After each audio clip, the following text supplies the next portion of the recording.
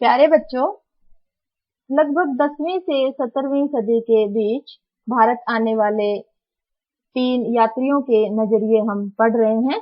इसमें हमने अल बेरूनी को पढ़ लिया है। आज हम 14वीं सदी में भारत आने वाले यात्री इब्न बतूता के बारे में पढ़ेंगे। परिचय देखिए बच्चों, इनका जन्म 1304 में उत्तरी अफ्रीका के मोरक्को में तेंजियर में हुआ। तेंजियर देखिए, इब्न बतूता तेंजियर के बहुत ही सम्मानित और शिक्षित परिवार से संबंधित था और अपनी पारिवारिक परंपरा का अनुसरण करते हुए बहुत कम आयु में ही साहित्यिक और शास्त्रीय शिक्षा प्राप्त कर ली थी।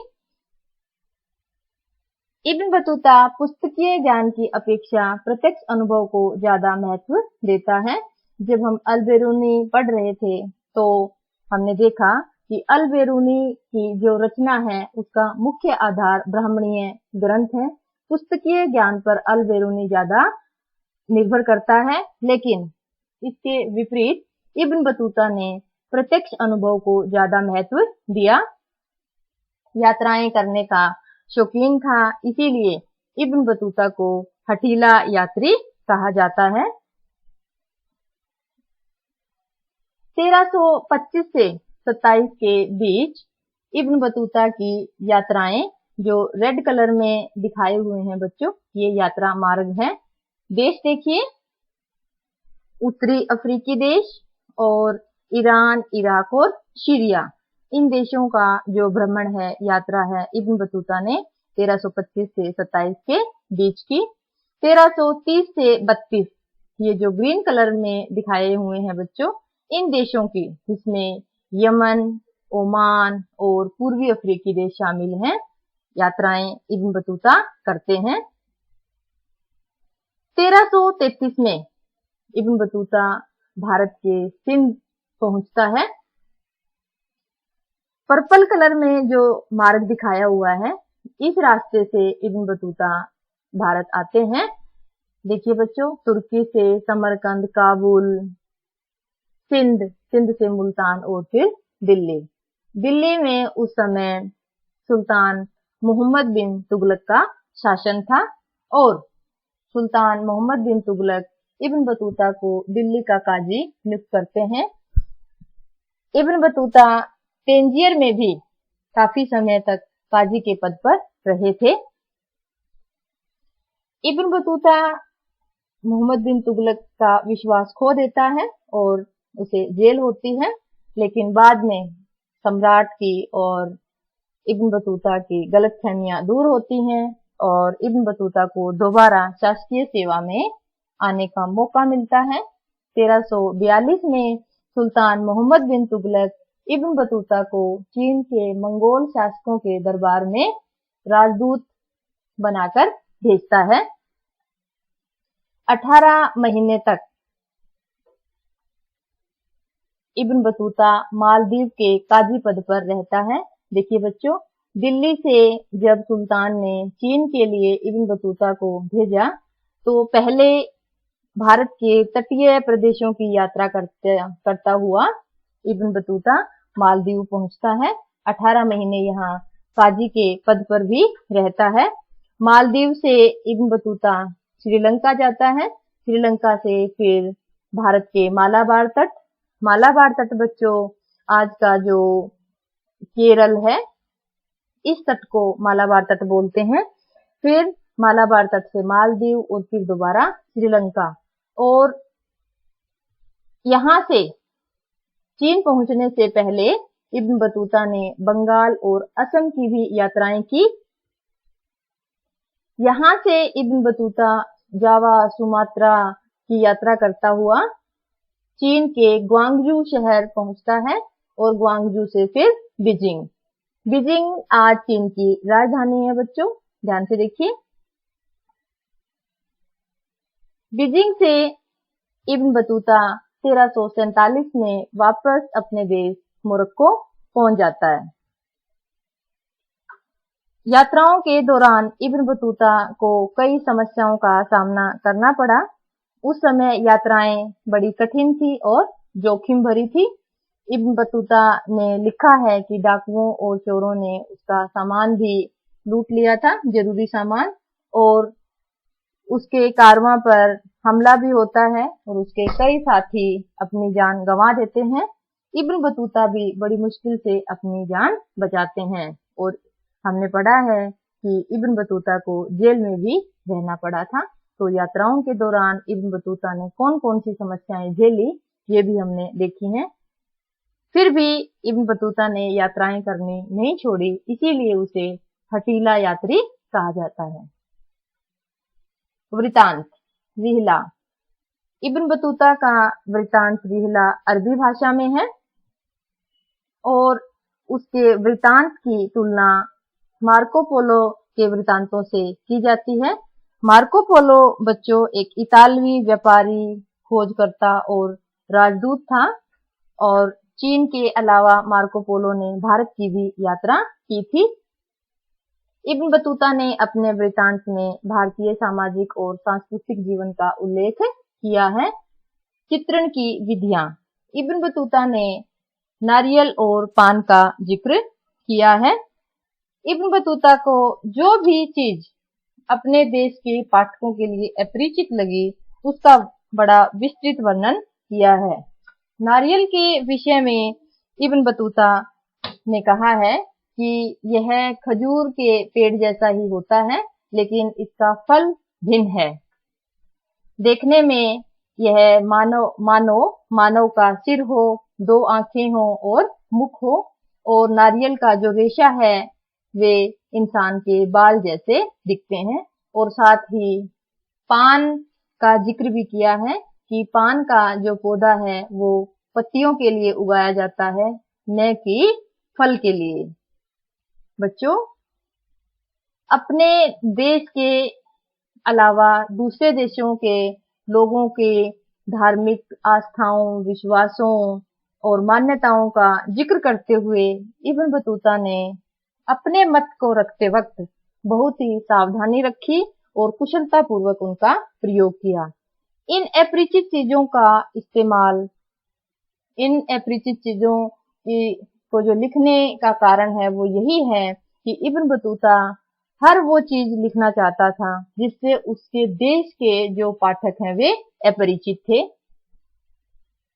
भारतीय शहरों का जिक्र है, ग्रामीण समाज, व्यापार, संचार प्रणाली और दास प्रथा के बारे में हम विस्तार से पढ़ेंगे।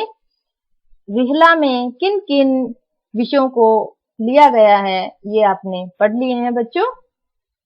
भारतीय शहर सिंध, मुल्तान, लाहौर, दिल्ली, दौलताबाद, बंगाल और असम, इन शहरों की यात्राएं इब्न बतूता ने भारत में अपनी यात्रा के दौरान की थी। इब्न बतूता ने कहा है कि जिनके पास आवश्यक इच्छा, साधन और कौशल था, उनके लिए शहरों में भरपूर अवसर थे। घनी आबादी वाले तथा समृद्ध शहर हैं, जिनमें गलियों में सदा भीड़ रहती थी, बाजारों में रौनक थी और विविध प्रकार के सामान खरीदे बेचे जाते थे। हालांकि इब्न बतूता ने यह बताया है कि युद्धों और अभियान के चलते कई बार शहरों का विनाश भी हो जाता था। इब्न बतूता ने दिल्ली को भारत का सबसे बड़ा शहर बताया है।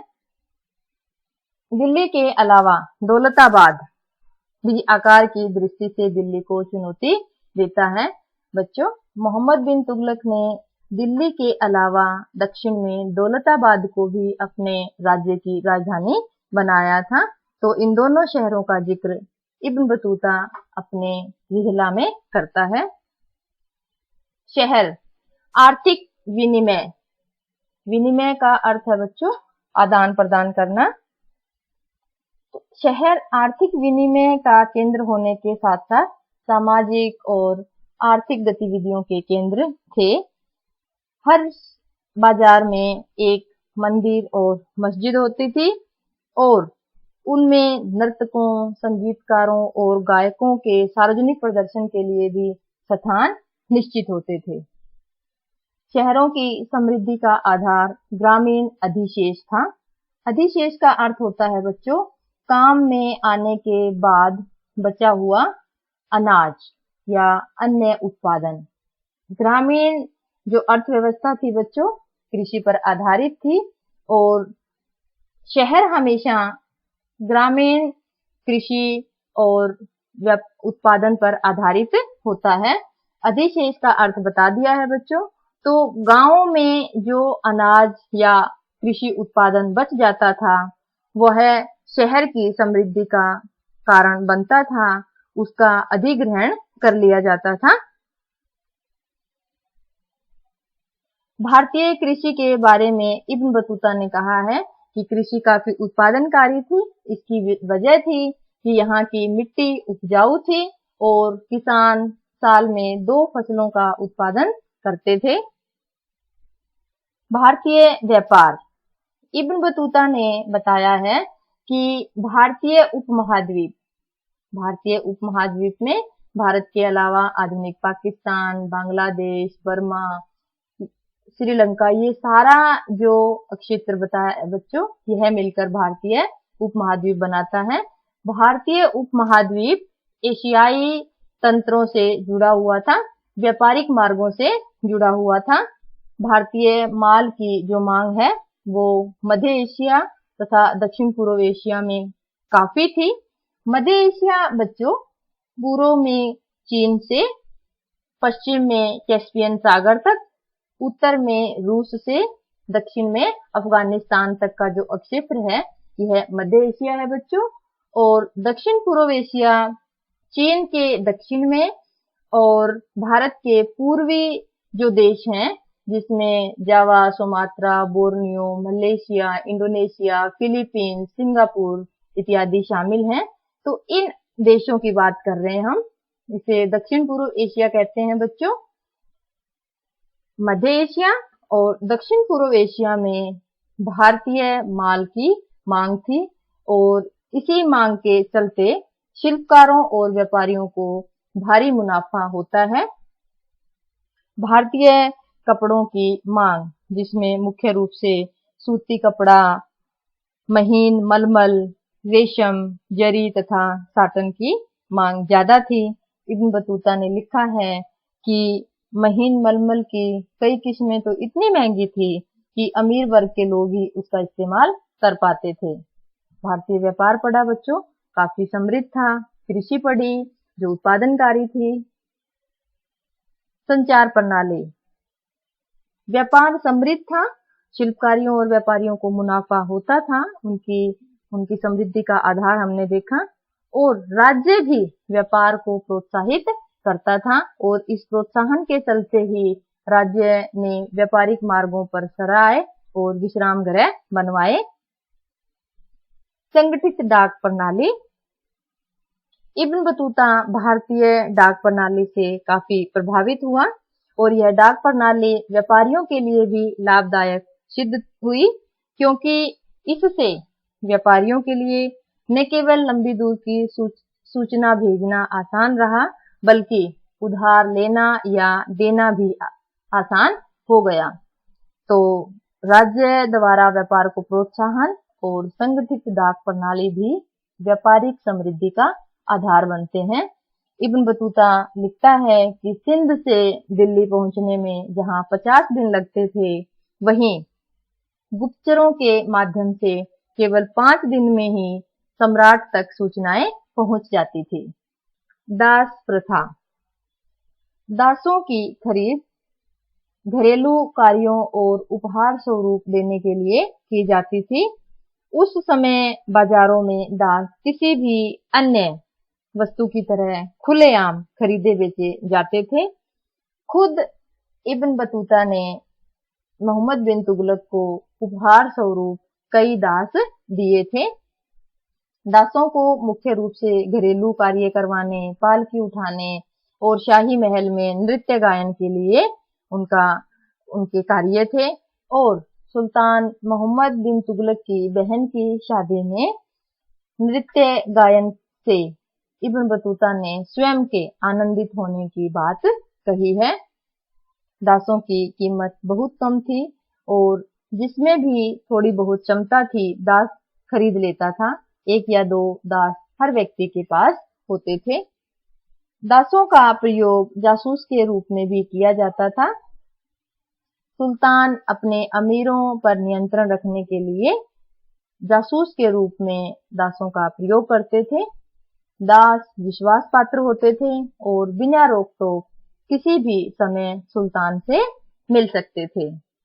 बच्चों, आज हमने इब्न बतूता की यात्राएं पढ़ी, उसे हठीला यात्री क्यों कहा जाता है इसके बारे में पढ़ा, भारतीय कृषि, व्यापार और दास प्रथा के बारे में इब्न बतूता ने क्या लिखा है, उनका दृष्टिकोण जानने की हमने कोशिश की। आशा है आपको अच्छे से समझ आ गया होगा। धन्यवाद।